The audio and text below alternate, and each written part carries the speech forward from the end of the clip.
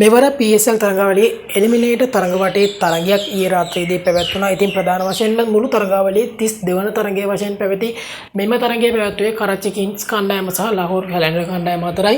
ඉතින් ප්‍රධාන වශයෙන්ම කරච්චි කිංස් කණ්ඩායම ප්‍රථමයෙන් කාසිවාසී දිනා පන්දුවට පහර දී ලකුණු 190ක් රැස් කරා. නියමිත පන්දු වාර 20 හමුවේ කඩලු 8ක් දැවී එහිදී ඩේවිඩ් වෝර්න් පන්දු 52ක දී ලකුණු 75ක් ඒ වගේම තමයි ඛුෂ්දිල් ෂා ලකුණු 27ක් ලබා ගැනීමට හැකියාව ලැබුණා. ඉතින් පන්දු යැවීමේදී ලාහෝර් කැලැන්ඩර් කණ්ඩායම වෙනුවෙන් හැරිස් රවුෆ් කඩලු 3ක් ඒ වගේම තමයි ශහීන් සහ අෆ්රිඩි ලකුණු 47කට කඩලු 2ක් දවා ගැනීමට හැකියාව ලැබුණා. ඉතින් ප්‍රධාන වශයෙන්ම පිළිතුරින්ම ක්‍රීඩා කිරීමට පිටිට පැමිණියේ ලාහෝර් කැලැන්ඩර් කණ්ඩායමේ නියමිත පන්දු වාර 20 නිමා වීමටත් පෙර පන්දු වාර 18යි පන්දු 4කදී නියමිත ලකුණු ප්‍රමාණය ලබා ගත්තා. කඩලු 4ක් පමණක් දැවී. ඉතින් එහිදී අබ්දුල්ලා ෂාෆිව් ලකුණු 63ක් ඒ වගේම තමයි කුසල් පෙරේරා ලකුණු 30ක් මෙන්ම ෆක සමාන් ලකුණු 47ක් ලබා ගත්තා. ඉතින් නොදැවී බානුක රාජපක්ෂ ලකුණු 23ක් රැස් කරා. ඉතින් ප්‍රධාන වශයෙන්ම මෙම එලිමිනේටර් තරගාවලිය ජය ගැනීම සමග මෙම එලිමිනේටර් තරග වටේන් තරගයේ ජය ගැනීමත් සමගම ලාහෝර් කැලැන්ඩර් කණ්ඩායමට හැකියාව ලැබුණා ක්වොලිෆයි 2 තරග වටේ සඳහා සුදුසුකම් ලැබීමට.